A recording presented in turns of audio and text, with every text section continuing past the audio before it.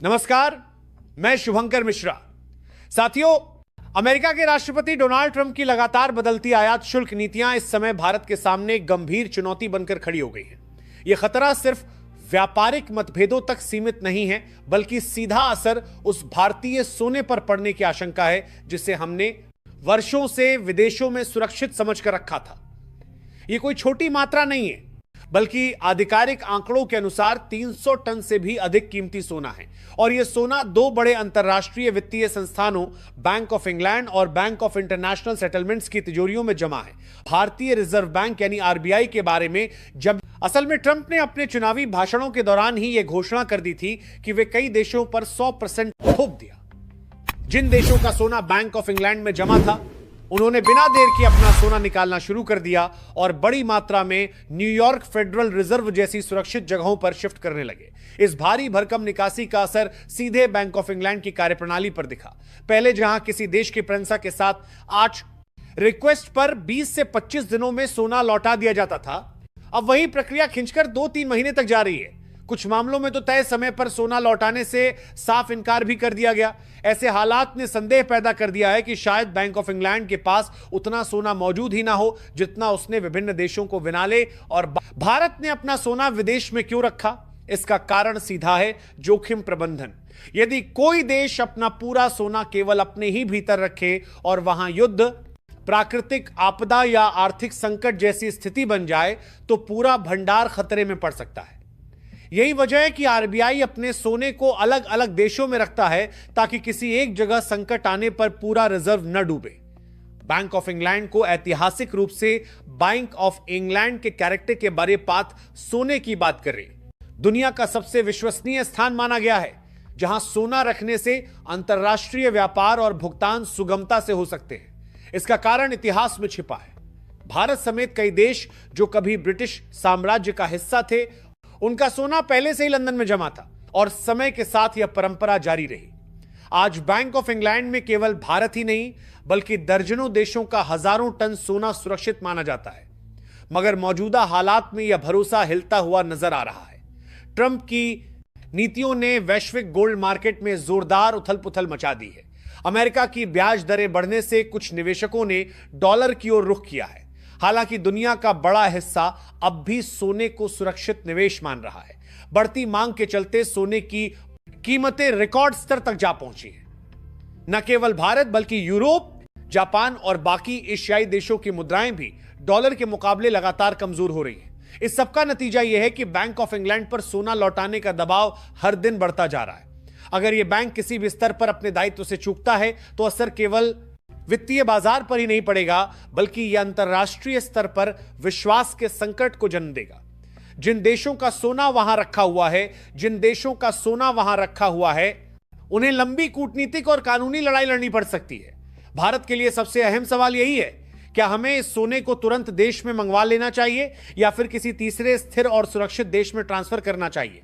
पिछले वर्ष धनतेरस पर जब आरबीआई ने 8 टन सोना वापस मंगवाया था तो यह एक दूरदर्शी और सुरक्षित कदम माना गया था। लेकिन अब बचे हुए 300 टन से अधिक सोने पर मंडरा रहे खतरे को देखते हुए बिना समय गंवाए निर्णय लेना अनिवार्य हो गया है। बैंक ऑफ इंग्लैंड को बताएंगे।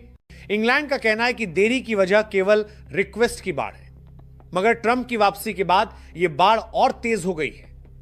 कई देशों और बड़े निवेशकों को लगता है कि आने वाले समय में न्यूयॉर्क के रिजर्व सबसे सुरक्षित ठिकाना साबित होंगे, इसीलिए वे अपनी संपत्ति वहीं स्थानांतरित कर रहे हैं। दोस्तों, जिस खबर का कई महीनों से सभी को इंतजार था, आखिरकार वह हकीकत बन चुकी है।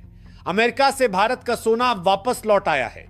यह वही कीमती धातु है जिसे लेकर लगातार आशंका जताई जा रही थी कि क्या भारत इसे सुरक्षित ढंग से अपने देश में मंगा पाएगा या नहीं। इस सोने की कीमत सिर्फ अरबों डॉलर में ही नहीं मापी जाती, बल्कि यह भारत की वित्तीय मजबूती और विदेशी मुद्रा भंडार की रीढ़ मानी जाती है। रिजर्व बैंक ऑफ इंडिया ने जानकारी दी है कि न्यूयॉर्क फेडरल रिजर्व और उससे जुड़े सुरक्षित भंडारण केंद्रों में जो सोना भारत का जमा था, उसका बड़ा हिस्सा अब हमारे देश की तिजोरियों में सुरक्षित पहुंच चुका है। यह काम इतना आसान नहीं था, क्योंकि मौजूदा वैश्विक राजनीति, ट्रंप की आयात नीतियां और गोल्ड मार्केट की असामान्य हलचल ने इस प्रक्रिया को बेहद जटिल बना दिया था। सोना वापस लाने के लिए भारत सरकार और आरबीआई ने कई महीने पहले ही कूटनीतिक और तकनीकी स्तर पर तैयारी शुरू कर दी थी। अमेरिकी प्रशासन से बातचीत, ट्रांसपोर्टेशन की अनुमति, सिक्योरिटी क्लियरेंस और फिर समुद्री व हवाई मार्ग से सोने को ले आने की प्रक्रिया, हर चरण में सुरक्षा को सर्वोच्च प्राथमिकता दी गई। इस मिशन में अंतर्राष्ट्रीय बीमा कंपनियां और निजी सुरक्षा एजेंसियां भी सक्रिय रूप से शामिल रही। इस ऐतिहासिक कदम का असर तुरंत ही भारतीय अर्थव्यवस्था पर नजर आने लगा। पहला, विदेशी मुद्रा भंडार में सोने का हिस्सा और मजबूत हो गया है, जिससे रुपए पर अंतर्राष्ट्रीय स्तर पर विश्वास बढ़ेगा। दूसरा, इससे रिजर्व बैंक को ज्यादा लचीलापन मिलेगा कि वह विदेशी मुद्रा संकट के वक्त सोने का इस्तेमाल करके वित्तीय स्थिरता बनाए रख सके। तीसरा, यह पूरी दुनिया को यह संदेश देता है कि भारत अपने रणनीतिक संसाधनों की रक्षा करने और किसी भी अनिश्चित परिस्थिति में त्वरित कार्रवाई करने में सक्षम है। विशेषज्ञों का कहना है कि यह तो सिर्फ शुरुआत है। अब भी भारत का बड़ा हिस्सा सोना इंग्लैंड और अन्य विदेशी स्थानों पर सुरक्षित माना जा रहा है, जिसे धीरे धीरे वापस लाने की जरूरत होगी। ट्रंप की नीतियों और वैश्विक आर्थिक अस्थिरता को देखते हुए आने वाले वक्त में भारत को अपने रिजर्व को घरेलू धरती पर सुरक्षित रखने की रणनीति पर और ज्यादा जोर देना पड़ सकता है। दरअसल अमेरिका से लौटकर आया यह सोना केवल धातु के रूप में नहीं, बल्कि भारत की वित्तीय ताकत और आत्मनिर्भरता का प्रतीक बन गया है। जब यह धातु भारत की तिजोरियों तक पहुंची तो पूरे देश में एक नया आत्मविश्वास देखने को मिला। यह सोना केवल भंडार का हिस्सा नहीं रहा, बल्कि एक राष्ट्रीय संदेश बन गया कि अब भारत अपने संसाधनों को विदेशी जमीन पर निर्भर नहीं छोड़ेगा। सोना वापस लाने की पूरी प्रक्रिया को गोपनीय रखा गया था ताकि किसी भी सुरक्षा चूक की संभावना न रहे। समुद्री और हवाई दोनों मार्गों से इसके सुप्रासी और गैरन दोनों पढ़ाए क्या ऑपरेशन को पूरा किया गया और हर चरण में सशस्त्र बलों और विशेष सुरक्षा एजेंसियों की निगरानी मौजूद रही। इसमें अंतर्राष्ट्रीय बीमा कंपनियों की भी बड़ी भूमिका रही ताकि किसी अप्रत्याशित परिस्थिति में होने वाले नुकसान की भरपाई तुरंत संभव हो सके। सोना देश में सुरक्षित लौटने के बाद अब रिजर्व बैंक के पास विदेशी मुद्रा भंडार को लेकर कहीं ज्यादा विकल्प उपलब्ध हो गए हैं। रुपए की अंतर्राष्ट्रीय स्थिति को मजबूत करने में यह कदम बेहद महत्वपूर्ण माना जा रहा है। सोने की उपलब्धता ने आरबीआई को विदेशी मुद्रा बाजार में स्थिरता लाने के लिए और अधिक आत्मनिर्भर बना दिया है। यही कारण है कि विदेशी निवेशकों का भरोसा भी भारत पर बढ़ा है, क्योंकि वे देख रहे हैं कि भारत अपने रणनीतिक संसाधनों को सुरक्षित करने के लिए समय पर ठोस कदम उठाता है। हालांकि कहानी यही खत्म नहीं होती।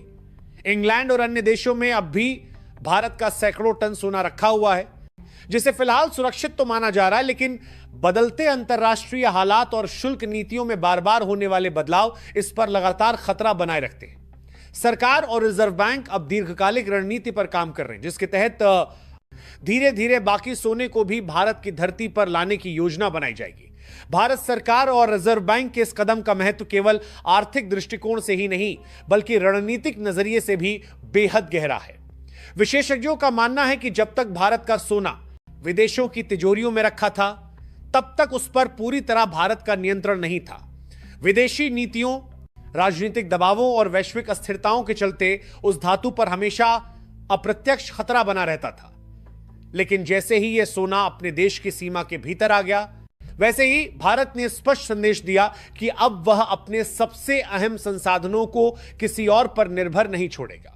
इस प्रक्रिया से अंतर्राष्ट्रीय स्तर पर भी भारत की छवि और मजबूत हुई है कि यह देश समय रहते सही निर्णय लेने और उन्हें सफलतापूर्वक लागू करने में सक्षम है। इस पूरी कवायद का असर भारतीय जनता के मनोबल पर भी पड़ा है। जब लोगों ने सुना कि दशकों से विदेशों में रखा हुआ सोना अब भारत की तिजोरियों में पहुंच गया है, तो उनके भीतर एक नई आशा और आत्मविश्वास का संचार हुआ। यह सोना सिर्फ धातु का भंडार नहीं, बल्कि देश की आर्थिक स्वतंत्रता और राष्ट्रीय सुरक्षा का प्रतीक बन गया है। गांव से लेकर शहर तक आम नागरिक ये महसूस कर रहे हैं कि भारत अब अपनी संपत्ति और भविष्य की रक्षा करने में कहीं ज्यादा सक्षम हो गया है। हालांकि चुनौतियां अभी भी खत्म नहीं हुई हैं। इंग्लैंड और अन्य यूरोपीय देशों में रखा हुआ भारत का सोना भी उतना ही महत्वपूर्ण है। मौजूदा वैश्विक आर्थिक संकट, लगातार बदलते टैरिफ और पश्चिमी देशों की अनिश्चित नीतियों को देखते हुए यह सवाल और मजबूत हो गया है कि क्या बाकी सोना भी तुरंत भारत वापस लाना चाहिए। सरकार और आरबीआई इस पर विस्तृत रणनीति तैयार कर रहे हैं, क्योंकि यह सिर्फ वित्तीय मजबूती का ही नहीं बल्कि भू राजनीतिक सुरक्षा का भी मामला है। आने वाले वर्षों में यह कदम भारत को कई और मोर्चों पर मजबूती देगा। पहला, विदेशी निवेशक भारत में और भरोसा करेंगे, क्योंकि उन्हें यह दिखेगा कि यहां की सरकार और वित्तीय संस्थाएं संकट से निपटने की पूरी तैयारी रखती हैं। दूसरा, इससे भारतीय रुपए की अंतर्राष्ट्रीय स्थिति मजबूत होगी और डॉलर पर निर्भरता धीरे धीरे कम होगी। तीसरा, यह भारत को उस स्थिति में खड़ा करेगा जहां वह वैश्विक आर्थिक संकटों से निपटने के लिए खुद पर भरोसा कर सके। अंततः यह सोना केवल आर्थिक संपत्ति नहीं बल्कि आत्मनिर्भर भारत की दिशा में उठाया गया ऐतिहासिक कदम है। जब दुनिया अस्थिरता और अविश्वास के दौर से गुजर रही है, तब भारत ने यह साबित किया है कि सही समय पर सही फैसले लेकर कोई भी देश अपनी किस्मत बदल सकता है। यही वजह है कि इस सोने की वापसी को, तो इस वीडियो को शेयर करें ताकि सच्चाई हर भारतीय तक पहुंचे। और हां, अगर आप चाहते हैं कि हम ऐसे ही रिसर्च बेस्ड और हकीकत उजागर करने वाले वीडियो आपके लिए लाते रहें, तो चैनल को सब्सक्राइब करें, बेल आइकन दबाएं।